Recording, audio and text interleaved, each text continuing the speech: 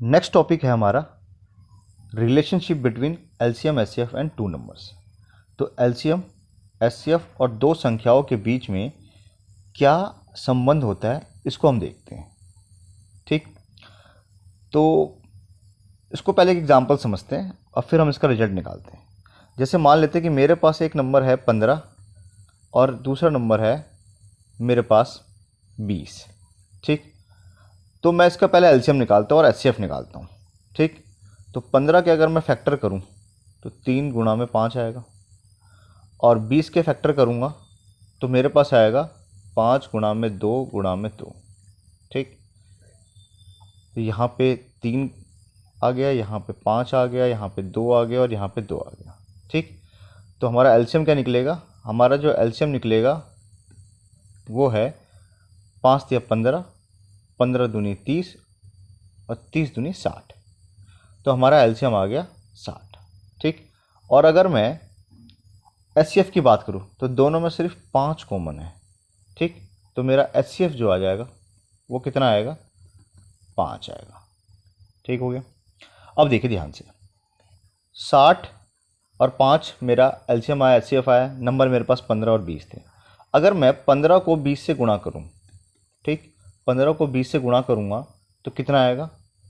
15 को 2 से करिए 30 और 1 जीरो, 300 आ गया। और अगर मैं एलसीएम को एचसीएफ से गुणा करूँगा, ठीक है, यानी कि 60 को 5 से गुणा करूँगा तो 6 पंजे कितना हो गया? 30।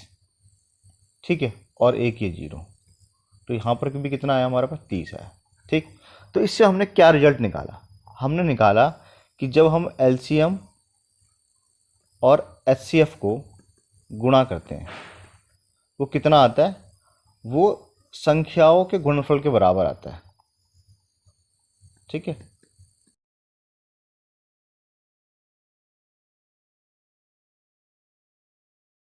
यानी कि एलसीएम एचसीएफ का जो प्रोडक्ट है वो प्रोडक्ट ऑफ नंबर्स के इक्वल होता है। ठीक, तो हम इस बात को याद रखेंगे कि एलसीएम एचसीएफ का जो गुणनफल है वो संख्याओं के गुणनफल के बराबर होता है। यही इनके बीच में क्या होता है? संबंध होता है। ठीक, अब इसका यूज करके हम क्वेश्चंस देखते हैं। क्वेश्चन नंबर 5 है, HCF of 90 and 144 is 18, find its LCM. तो दो नंबर है हमारे पास 90 और 44, 144 है। इन दोनों का एचसीएफ गिवन है हमारे पास 18। तो हमें पता है कि एलसीएम गुणा में एचसीएफ, ठीक, ये क्या होता है? ये प्रोडक्ट ऑफ नंबर होता है। ठीक, तो एलसीएम हमारे पास नहीं है, हमें निकालना है, तो मैंने एज इट इज़ लिख दिया। एचसीएफ की वैल्यू हमारे पास 18 दे रखी है, 18 लिख दिया। प्रोडक्ट ऑफ नंबर, एक नंबर हमारे पास 90 है और दूसरा हमारे पास 144 है। तो एलसीएम बराबर क्या आ जाएगा? 90 गुणा में 144 बटे में 18। ठीक, सो काट दीजिए। 18 5 बार में कट गया, 18 पंजे 90 होता है। तो कुल मिला के हमारे पास आ गया 5 गुना में 144 से गुणा कर देते हैं। 5 चौके 20, हाथ लगा 2, 5 चौके 20 तो 22, हाथ लगा 2, 5 का 5 और 2 7। तो हमारे पास एलसीएम आ गया कितना? 720। ठीक, तो हमें अलग अलग निकालने की ज़रूरत नहीं है, हमारे पास डायरेक्ट ये रिजल्ट है कि एलसीएम और एचसीएफ का जो प्रोडक्ट होता है वो प्रोडक्ट ऑफ नंबर्स होता है, उसका हम यूज़ करेंगे और एलसीएम या एचसीएफ जो भी हमें निकालना हो निकाल देंगे। ऐसे एक और क्वेश्चन देखते हैं। क्वेश्चन नंबर 6 है, HCF of 96 and 404 is 4, find its LCM. तो हमें पता है एलसीएम गुणा में एचसीएफ ये क्या होता है? संख्याओं का गुणनफल। तो हमें एलसीएम ज्ञात करना है इसमें, तो एलसीएम हमने एज इट इज़ लिख दिया। एचसीएफ जो है हमारे पास 4 दे रखा है और संख्याएं जो है एक 96 है और एक हमारा 404 है। तो एलसीएम बराबर आ जाएगा हमारे पास 96 गुणा में 404 और बट्टे में 4, 4 से कट रहा है 101, दोनों गुना कर देते हैं तो 96।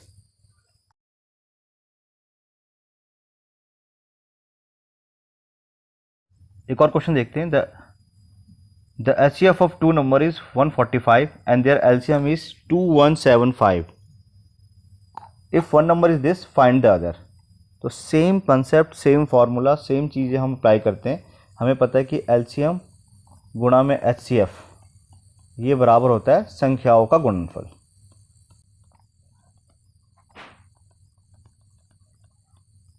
तो देखिए यहाँ पे हमारे पास HCF भी गिवन है 145 और LCM भी गिवन है 2175।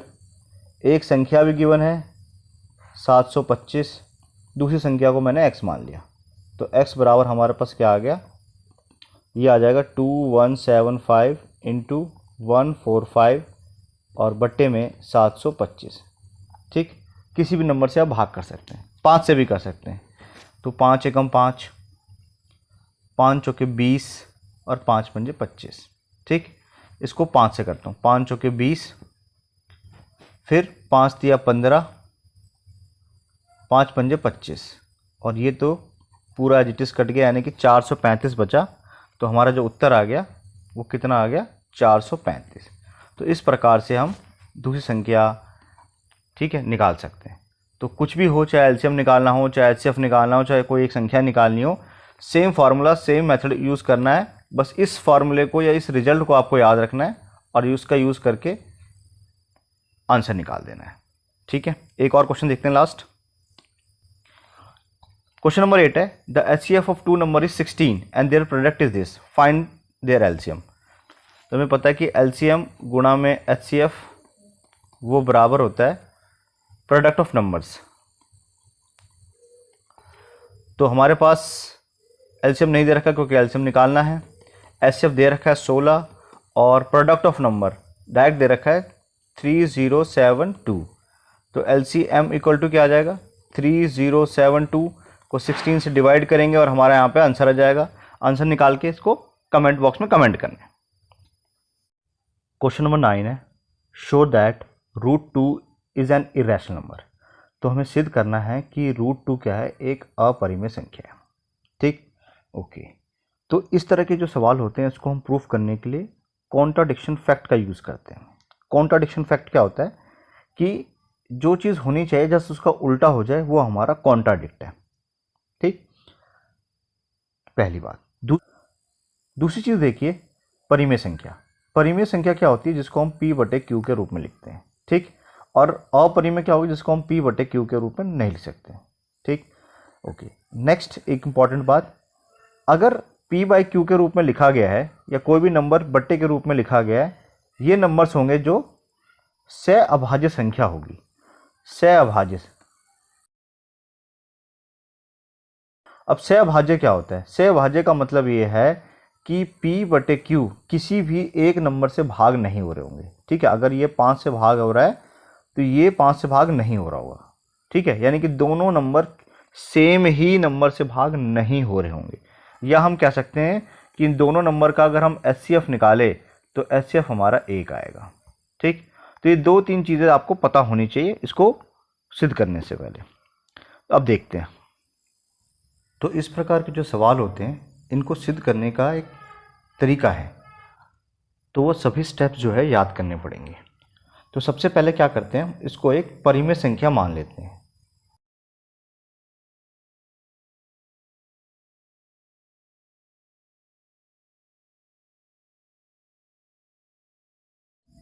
अगर √2 एक परिमेय संख्या है तो इसका मतलब ये हुआ कि √2 को हम P/Q के रूप में, A/B के रूप में लिख सकते हैं। ठीक, और B का जो मान है वो 0 नहीं होगा और साथ ही साथ A और B क्या है, सहअभाज्य संख्या है।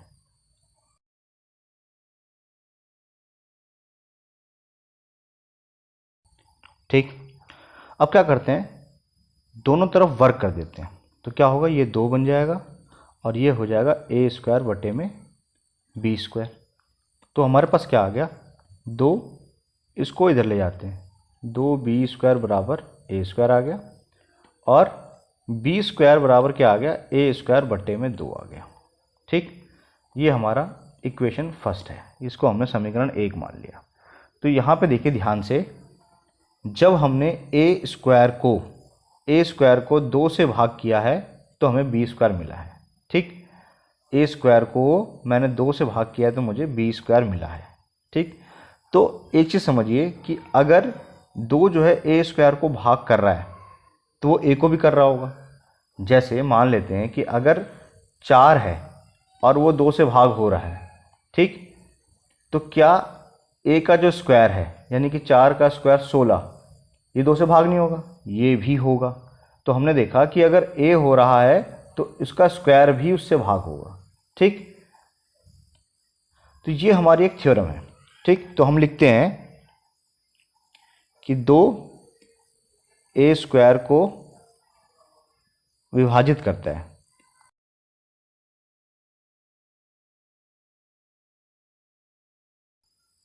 तो ए को भी विभाजित करेगा।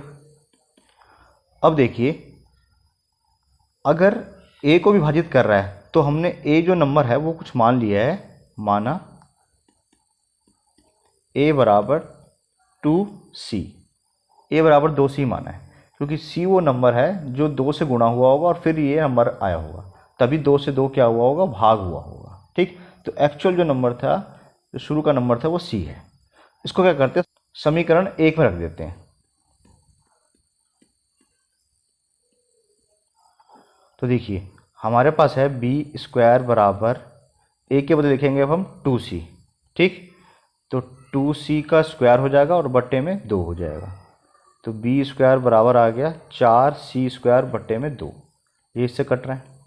ठीक, तो बी स्क्वायर बराबर आया हमारे पास 2c स्क्वायर, और हम कह सकते हैं कि 2 को इधर ले जाएंगे, बी स्क्वायर बट्टे में 2 बराबर c स्क्वायर। ठीक, तो यहाँ पे देखिए समीकरण 2 में क्या आ रहा है कि बी स्क्वायर को 2 से भाग करने पे c स्क्वायर आ रहा है हमारे पास।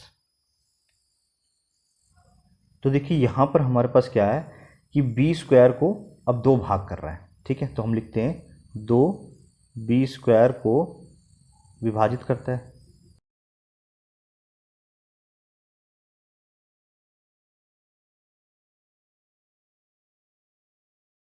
तो बी को भी करेगा।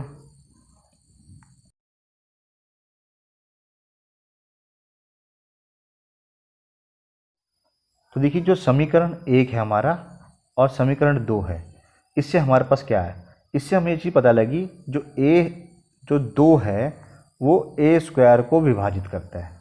ठीक, उसी तरीके से जो 2 है वो बी स्क्वायर को विभाजित करता है, यानी कि बी को भी विभाजित करता है। तो हमें ये पता लगा। तो 2 क्या है, ए और बी दोनों का ही उभयनिष्ठ गुणखंड है। तो हम लिखते हैं समीकरण 1 और 2 से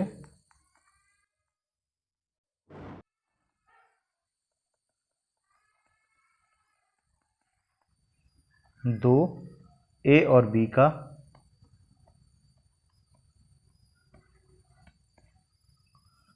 उभयनिष्ठ गुणखंड है।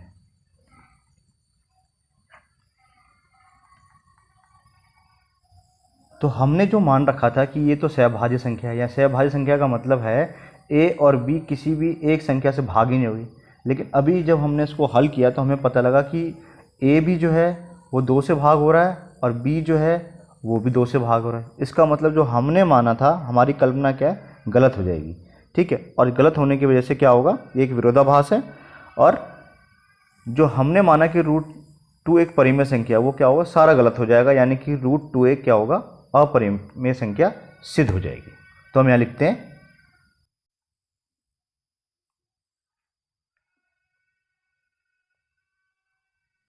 तो इस प्रकार से √2 को हमने अपरिमेय सिद्ध कर दिया। तो इसी प्रकार से हम √5 को भी सिद्ध करेंगे। ठीक है, सबसे पहले लिखेंगे कि माना √5 एक परिमेय संख्या है।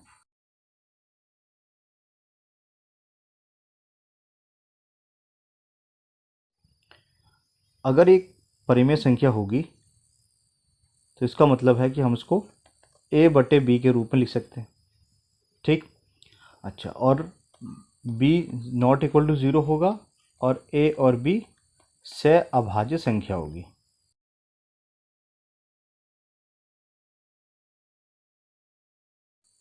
ठीक है, ओके।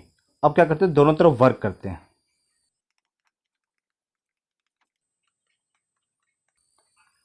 तो ये सेट तो 5 हो जाएगा और यहाँ पे आ जाएगा ए स्क्वायर बटे में बी स्क्वायर। ठीक, बी स्क्वायर को इधर ले जाते हैं, तो ये आ गया हमारे 5 बी स्क्वायर बराबर ए स्क्वायर आ गया। और बी स्क्वायर का मान क्या आ जाएगा हमारे पास, ए स्क्वायर बटे में 5। ठीक, तो इसको मैंने समीकरण 1 मान लिया और लिखते हैं हम यहाँ पे ए स्क्वायर को 5 से भाग करने पे हमें बी स्क्वायर आता है। तो 5 जो है ए स्क्वायर से विभाजित होता है।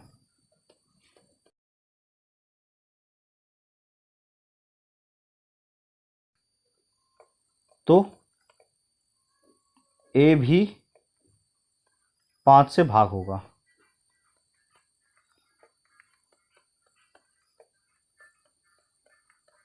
ठीक, अब ए बराबर हम क्या कर लेते हैं, 5c मान लेते हैं। तो माना ए बराबर 5c, इसको हम क्या करते हैं, समीकरण 1 में रखते हैं।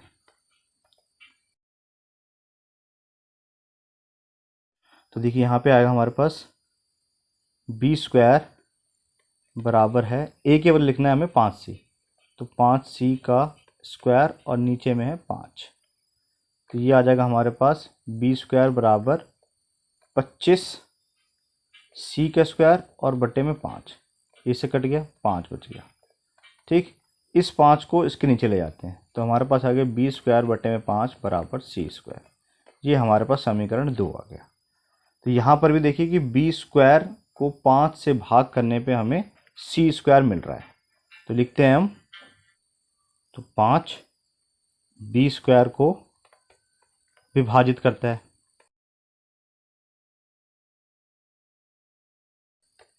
तो बी को भी विभाजित करेगा या भाग करेगा। ठीक, तो समीकरण 1 और 2 से हमने क्या देखा, तो समीकरण 1 और 2 से हमारे पास रिजल्ट आया है कि 5 ए और बी दोनों का उभयनिष्ठ गुणनखंड है।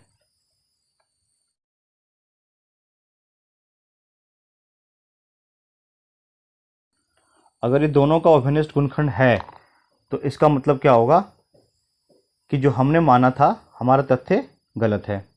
तो विरोधाभास तथ्य से क्या होगा, ये परिमेय संख्या सिद्ध हो जाएगा। तो हम लिखते हैं,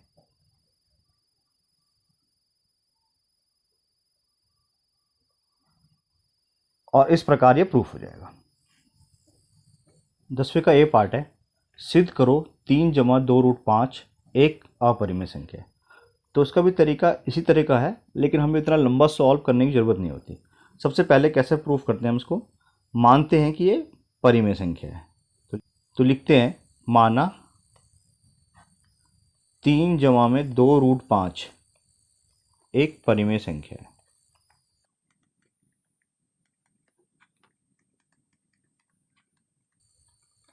अगर ये परिमेय संख्या है तो इसका मतलब क्या हुआ, इसको हम a बटे बी के रूप में लिख सकते हैं। ठीक, और b 0 के बराबर नहीं होगा और a और b क्या होंगे, सहअभाज्य संख्या होंगे।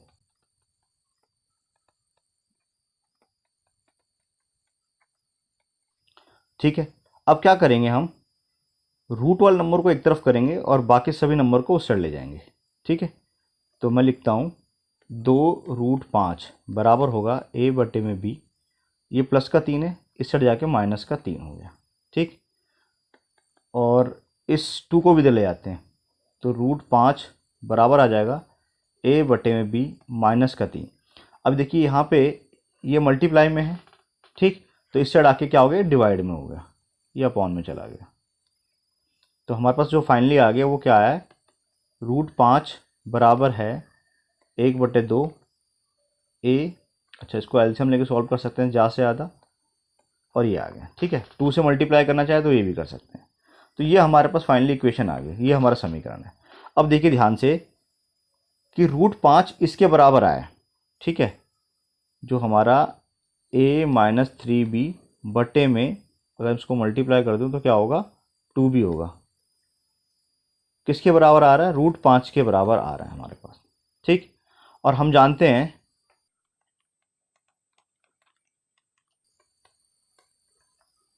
√5 एक अपरिमेय संख्या है।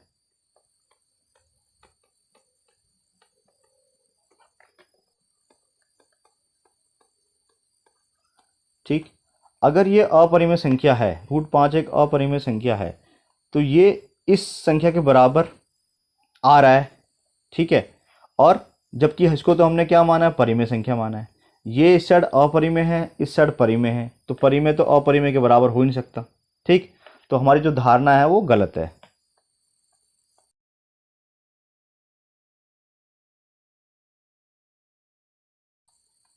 तो हम लिखेंगे, तो हमारी जो धारणा है वो गलत होगी, यानी कि ये परिमेय संख्या नहीं है। इसको हमने परिमेय संख्या माना था, ये गलत साबित हो गया है, गलत सिद्ध हो गया। तो हम लिखेंगे 3 + 2√5 एक अपरिमेय संख्या है।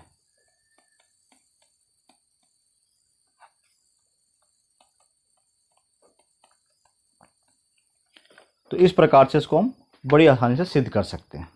इसका सेकंड पार्ट देखते हैं। अब सेकंड पार्ट देखिए, इसको सबसे पहले हम क्या करेंगे, परिमेय संख्या मान लेंगे। तो लिखते हैं माना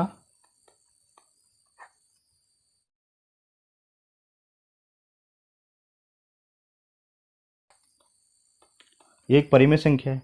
अगर ये परिमेय संख्या है तो इसको हम √2 - 1/3 को a/b के रूप में लिख सकते हैं, जहाँ b 0 के बराबर नहीं होगा और a और b सहभाज्य संख्या होगी। ठीक, अब क्या करते हैं, रूट वाले नंबर को एक तरफ करते हैं और बिना रूट वाले को उधर करते हैं। तो 3 को उधर ले आते हैं तो 3a/b हो जाएगा। ठीक, इस -1 को भी इधर ले आते हैं तो इस साइड बचेगा √2, इस साइड आ जाएगा 3a/b। अब ये माइनस का उस साइड आएगा, क्या हो गया, प्लस का 1 हो गया। ठीक है, तो इसको अगर और सिंप्लीफाई करना चाहे तो एलसीएम लेके हमारे पास आ जाएगा 3a + b। ठीक, अब देखिए हम जानते हैं कि √2 क्या है, एक अपरिमेय संख्या है। तो लिखते हैं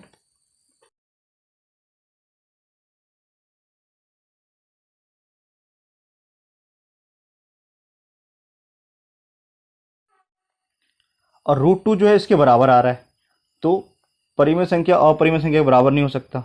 ठीक, तो हमारी धारणा गलत है।